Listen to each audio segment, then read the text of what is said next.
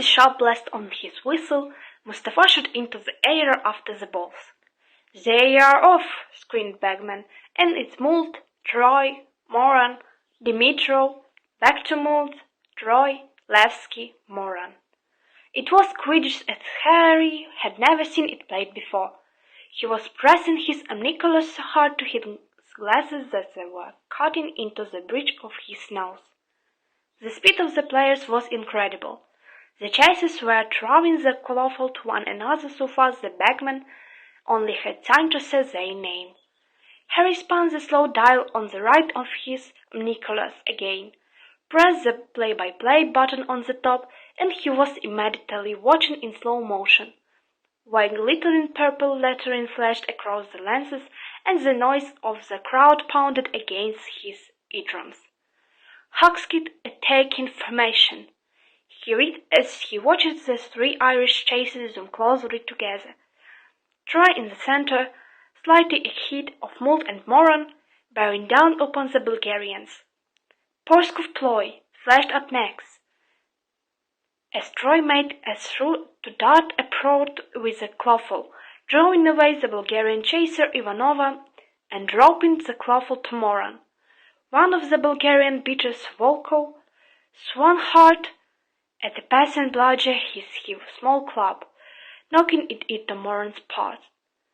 Moran ducked to avoid the bludger and dropped the clothful, and Levski, soaring beneath, caught if Troy's course, roared Bagman, and the stadium shouted with a roar of applause and cheers.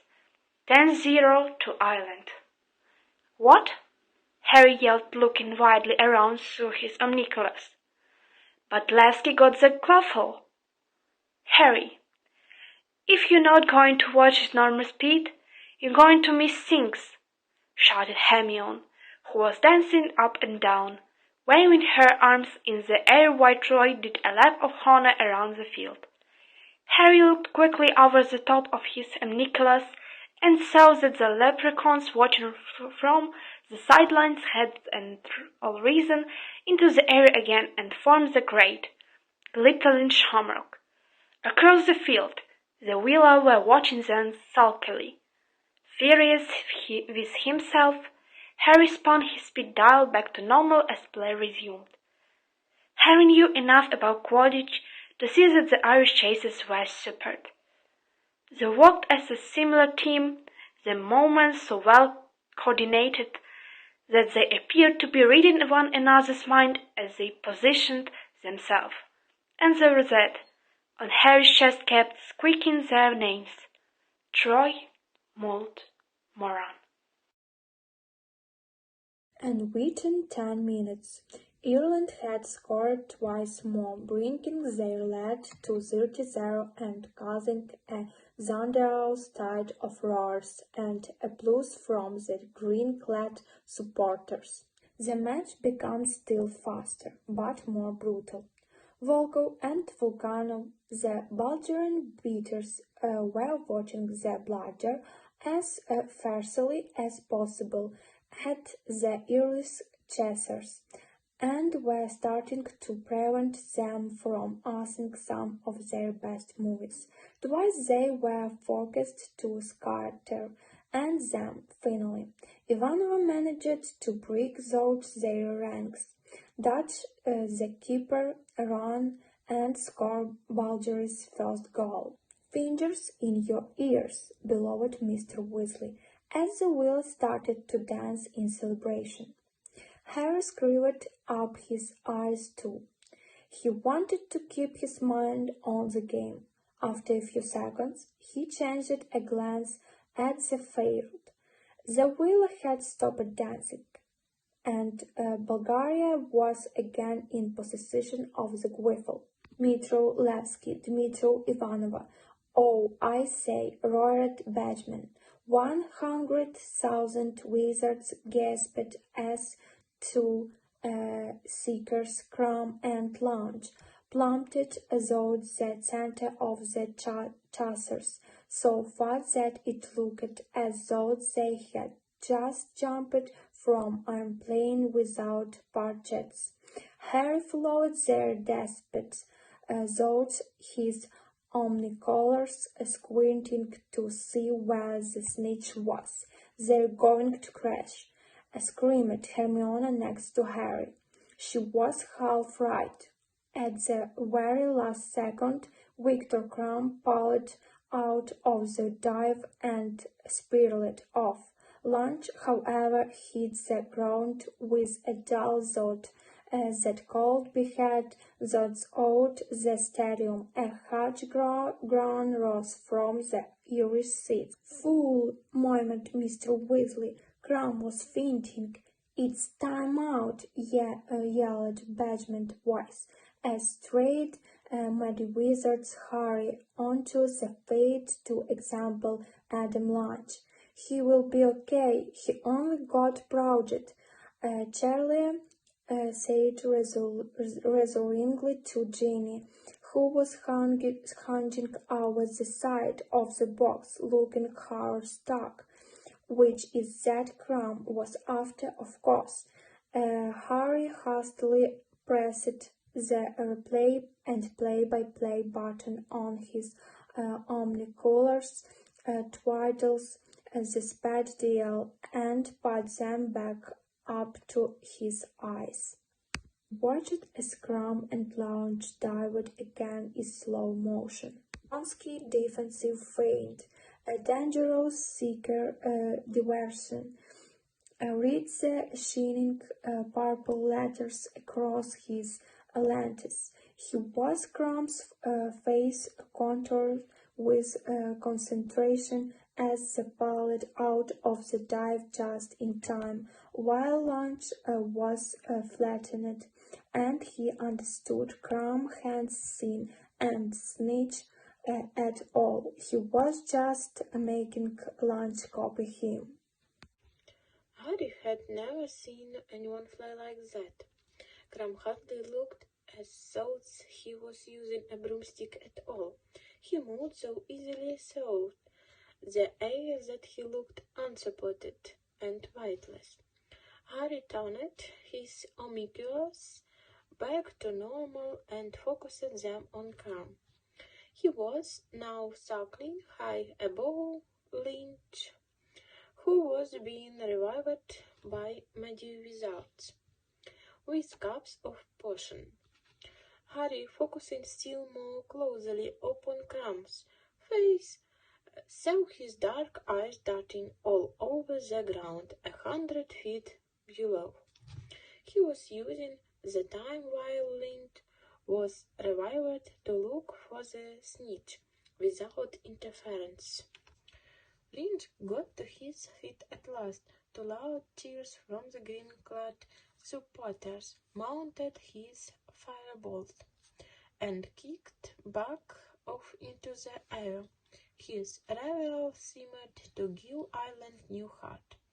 When Mustafa blew his whistle again, the chasers moved into action with a skill unrivaled by anything Harry had seen so far.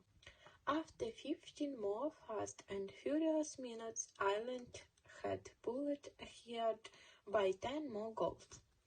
They were now leading by 130 points to 10, and the game was starting to get dirtier. As Mullet shot toward the goal post yet again, clutching the cuffle tightly under her arm. The Bulgarian keeper, Sograf, flew out to meet her. Whatever happened was over so quickly Harry didn't catch it, but a scream of rage from the Irish crowd, and Mustafa's long, shrill whistle blast told him it had been a fall, and Mustafa takes the Bulgarian keeper to task for cobbing, excessive use of elbows. Bagman informed the roaring spectres, and yes is a penalty to Ireland. The leprechauns, who had risen angrily into the air like a swarm, of glittering hornets when malt had been fouled, now darted together to form the words ha ha ha. The wheeler on the other side of the violet leaped to their feet, tossed their hair angrily, and started to dance again. At once the Weasley boys and Harry stuffed their fingers into their ears, but Hermione, who hadn't bothered, was soon tugging on Harry's arm. He turned to look at her, and she pulled his fingers impatiently out of his ears. "Look at the referee," she said, giggling. Harry looked down at the field. Hassan Mustafa had landed right in front of the dancing wheeler and was acting very oddly indeed. He was flexing his muscles and smoothing his mustache excitedly. "No, we can't have that," said Ludo Bagman, so he sounded highly amused. Somebody slid the referee. A magic wizard came tearing across the field. His fingers stuffed into his own ears, and Kitchen Mustafa had in the shins. Mustafa seemed to come to himself. Harry watching through the binoculars again, so that he looked exceptionally embarrassed and had started shouting at the villa, who had stopped dancing and were looking mutinous. Unless I'm much mistaken, Mustafa is actually attempting to send off the Bulgarian team mascots, said Bagman's voice. "No, there's something we haven't seen before, of this cold turned nasty." It did. The Bulgarian batters Volkov and Vuchanov landed on either side of Mustafa and began arguing furiously with him, gesticulating toward the leprechauns who had gleefully formed the words he. Mustafa was now impressed by the Bulgarians' arguments, however. He was jabbing his finger into the air, clearly telling them to get flying again, and when they refused, he gave 2 short blasts on his whistle. 2 penalties for Ireland, shouted Bagman, and the Bulgarian crowd howled with anger. And Volkov and Volchanov had better get back on Sov's brooms. Yes, there they go, and Troy takes the quaffle. Play no rushed a level of ferocity beyond anything they had yet seen. Their batters on both sides were acting without mercy. Volkov and Volchanov in particular seemed not to care whether their clubs made contact with bludger or a human as they swore violently through the air.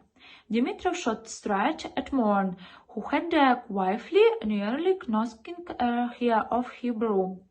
"Fell," roared the Irish supporters as one, all standing up in a great view of green.